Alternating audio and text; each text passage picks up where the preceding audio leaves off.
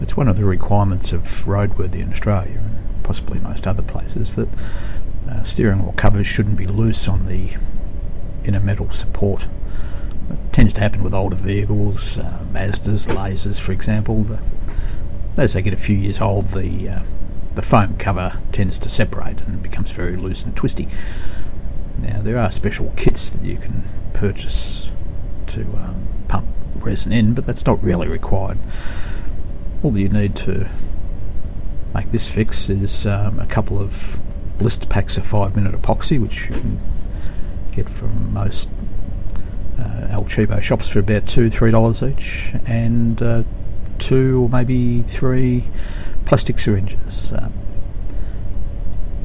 if you look at the picture of the syringe, you'll see you need the type that's got the nozzle sticking out the front. You don't need the type with the recess built in for the needle to plug into, and you don't need the needle.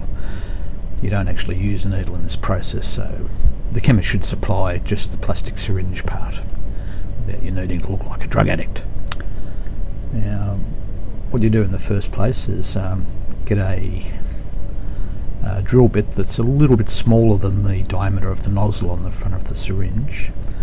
Now if we look at the image of the steering wheel, where the black arrow is, there's already usually an existing hole there where the manufacturer pumped their resin in.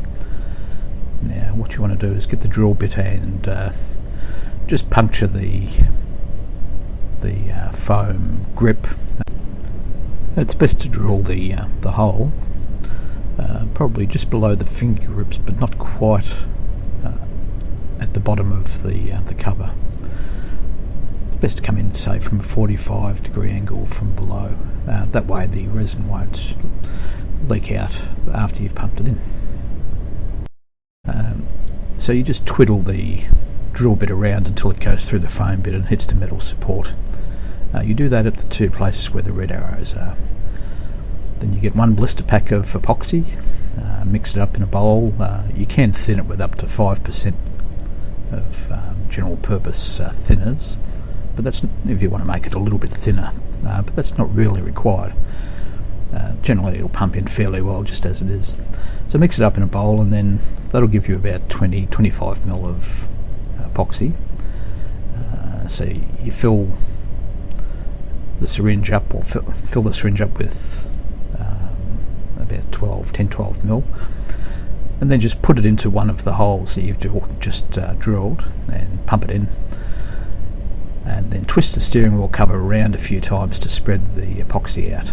Then refill the syringe with the rest of what you've mixed up and pump it into the same hole, and again twist it around to spread the epoxy out. Then you do the same with the second blister pack with the next syringe you've got, and put it in through the other red hole. Do the same again. You may find a little bit of resin comes out of the black hole there if you've put too much in, but that'll be alright. You can just wipe that off with a rag, or even cut it off after it's set. So give the cover just a general good twist around to make sure all the resin's properly sort of spread out around the steering wheel, and let it sit there for an hour, and then that's just about it. It really works quite well. You generally don't need to do the bottom part of the steering wheel. That doesn't tend to separate down there because people don't tend to grab it. So other than that, it should be fine. Thank you.